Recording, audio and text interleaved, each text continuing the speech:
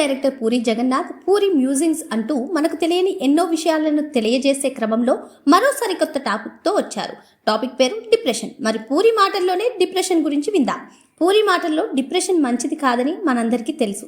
అయినా ఏదో సమయంలో అందరం డిప్రెషన్కి గురవుతాం. అయితే ఇలా డిప్రెస్ అయి కూర్చోవడం వల్ల మీకు మంచి జరుగుతుందని తెలుసా? అవును, కొన్ని బెనిఫిట్స్ ఉన్నాయి. డిప్రెషన్ వల్ల మనం స్లో డౌన్ అయిపోతాం.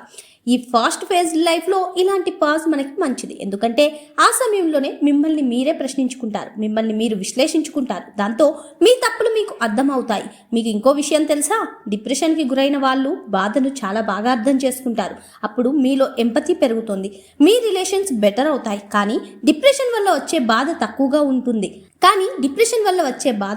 ఉంటే అది యూస్ఫుల్ సిగ్నల్, మరీ సివియర్గా ఉంటే అది హానికరం. ఆ బ్యాలెన్స్ మనమే మెయింటైన్ చేయాలి. డిప్రెషన్ని పర్పస్ఫుల్గా వాడుకోవడం నేర్చుకోవాలి అని పూరి చెప్పుకొచ్చారు.